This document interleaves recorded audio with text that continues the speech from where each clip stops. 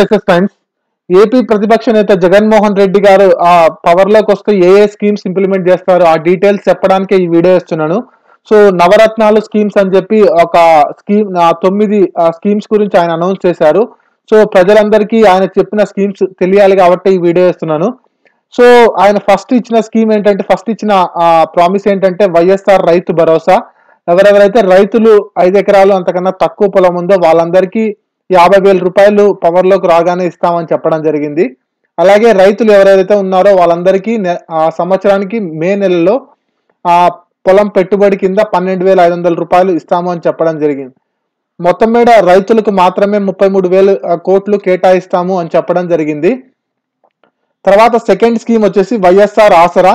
So ఎవరెవరైతే డ్వాక్రా మహిళలు ఉంటారో మొత్తానికి 89 లక్షల మంది డ్వాక్రా మహిళలు అయితే ఉన్నారు, వాళ్ళందరికీ ఆ లోన్స్ ఏవైతే తీసుకుని ఉంటారో అవన్నీ మాఫీ చేస్తాము అని చెప్పడం జరిగింది. అలాగే ఇంకా నెక్స్ట్ తీసుకుపోయే రుణాలు ఏవైతే ఉన్నాయో వాటిని 0% ఇంట్రెస్ట్ కి ఆ మహిళలందరికీ చేయూత ఇవ్వడానికి ఆ కార్యక్రమం కూడా చేపడతామని చెప్పడం జరిగింది. Next pension scheme. Pension scheme గురించి అందరికీ తెలుసు. 1000ని 2000 చేస్తామని చెప్పారు. ఆల్రెడీ ప్రజెంట్ గవర్నమెంట్ అయితే 1000ని 2000 చేసింది. ఆల్రెడీ అది ఇంప్లిమెంటేషన్ లో ఉంది, అందరూ తీసుకుంటున్నారు 2000 పెన్షన్. ఇంకొక కార్యక్రమం వచ్చేసి అమ్మ ఒడి అని చెప్పి ఒక స్కీమ్ ని అనౌన్స్ చేశారు.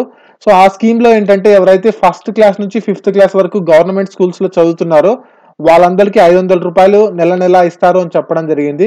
అలాగే 6th నుంచి 10th క్లాస్ వరకు ఎవరైతే ఉన్నారో వాళ్ళకి 750 రూపాయలు, అలాగే ఇంటర్మీడియట్ చదివే స్టూడెంట్స్ కి 1000 రూపాయలు ఇస్తాము అని చెప్పడం జరిగింది.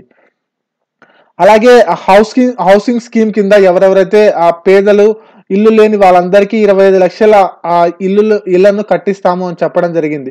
అంటే ఎవరైతే ఇంతవరకు సొంత ఇల్లు లేదో వాళ్ళందరికీ సొంత ఇంటిని కట్టించి ఇవ్వడము జరుగుతుంది. అలాగే ఒకవేళ మీకు ఏదైనా ప్రాబ్లం ఉండి కావాలంటే మీరు ఆ ఇంటిని 0% ఇంట్రెస్ట్ కి బ్యాంక్ లో పెట్టి డాక్యుమెంట్స్ ని లోన్ కూడా తీసుకోవచ్చు అని చెప్పడం జరిగింది. తర్వాత ఆరోగ్యశ్రీ కింద ఇంకా చాలా ఏవేవైతే డిసీజెస్ ఉన్నాయో అవన్నీ దాంట్లోకి ఆరోగ్యశ్రీ కిందకి తీసుకొస్తాము. వాటి ద్వారా చాలా అంటే ఏదైనా డిసీజెస్ కవర్ అవ్వవో వాటినంటిని ఆరోగ్యశ్రీ కింద తీసుకొచ్చి అందరికీ బెనిఫిట్ అయ్యేలా చేస్తాము అని చెప్పారు. తర్వాత ఫీజ్ రియంబర్స్మెంట్ మనకు వైఎస్ఆర్ గవర్నమెంట్ లో ఈ ఫీజ్ రియంబర్స్మెంట్ స్కీమ్ అయితే తీసుకొచ్చారు. సో దీన్నే ఇంకా కంటిన్యూ చేస్తాము, చాలా వరకు ఇంకా ఎక్కువ మందికి ఈ స్కీమ్ ద్వారా బెనిఫిట్ పొందేలా చేస్తాము అని చెప్పడం జరిగింది. అలాగే ఇంకొకటి వచ్చేసి జలయజ్ఞం ద్వారా సో సపరేట్ ఫేజెస్ లో మనకు పోలవరం కానీ పట్టుసీమ తర్వాత డిఫరెంట్ ప్రాజెక్ట్స్ అన్ని నడుస్తున్నాయి, ఆల్రెడీ ప్రోగ్రెస్ లో ఉన్నాయి. అవన్నీ డిఫరెంట్ ఫేజెస్ లో కంప్లీట్ చేస్తాము అని చెప్పడం జరిగింది. తర్వాత ఆల్కహాల్ గురించి కూడా కొన్ని ప్రామిస్ అయితే చేశారు. డిఫరెంట్ ఫేజెస్ లో మనం పూర్తిగా ఆల్కహాల్ ని నిషేధం చేస్తారని చెప్పడం జరిగింది. ఫేజ్ 1 లో ఏంటంటే సో ఎక్కువ ఎన్ని ఉన్నాయో లిక్కర్ షాపులన్నీ దాన్ని చాలా తక్కువగా హాఫ్ కి తగ్గిస్తామని చెప్పారు. దాని తర్వాత సెకండ్ ఫేజ్ లో ఆల్కహాల్ రేట్ ని పెంచడం జరుగుతుంది అని చెప్పారు. తర్వాత థర్డ్ ఫేజ్ లో పూర్తిగా ఆల్కహాల్ ని నిషేధిస్తాము అని చెప్పడం జరిగింది. ఇవైతే నవరత్నాల స్కీము జగన్మోహన్ రెడ్డి గారు అనౌన్స్ చేశారు.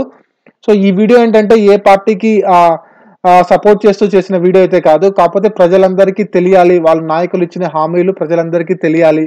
అలాగే ఓటు వేయాల్సిన బాధ్యత, ప్రతి ఒక్కరికి ఓటు వేయాల్సిన బాధ్యత అయితే ఉంది. సో కంపల్సరీ ఓటింగ్ తప్పకుండా వినియోగించుకోండి. సో మీ ఓటు ఉందో లేదో ఫస్ట్ చెక్ చేసుకోండి. 1950 నెంబర్కి కాల్ చేసి మీకు ఓటు ఉందా లేదా, మీ పేరు మీ డీటెయిల్స్ చెప్పినట్టయితే మీకు ఓటు ఉందా, మీ ఓటు క్యాన్సిల్ అయిందా, ఒకవేళ మీ ఓటు క్యాన్సిల్ అయింటే కనుక మళ్ళీ తిరిగి మీరు అప్లై చేసుకోండి. మీ ఫామ్ ఫిల్ చేసి ఇచ్చినట్టయితే మళ్ళీ మీకు మీ ఓటర్ కార్డ్ అనేది రావడం జరుగుతుంది. సో ఓటర్ కార్డ్ అనేది మీకు ఒక ఐడెంటిటీ ప్రూఫ్ లాగా పనికి వస్తుంది. అలాగే ఓటు వేయడానికి ఒక కార్డు, గుర్తింపు కార్డు లాగా కూడా ఉంటుంది. సో తప్పకుండా ఓటు హక్కును అయితే వినియోగించుకోండి. అందరూ ఓటేస్తేనే మనకు ఓటింగ్ శాతం పెరుగుతుంది. అలాగే సో మీరు సెలెక్ట్ చేసుకున్న మంచి నాయకుడు ఎవరైతే ఉన్నారో ఆయన సో పవర్ లోకి రావడం జరుగుతుంది. సో అలాగే మీ ఒపీనియన్ కూడా కింద కామెంట్ సెక్షన్ లో మెన్షన్ చేయండి.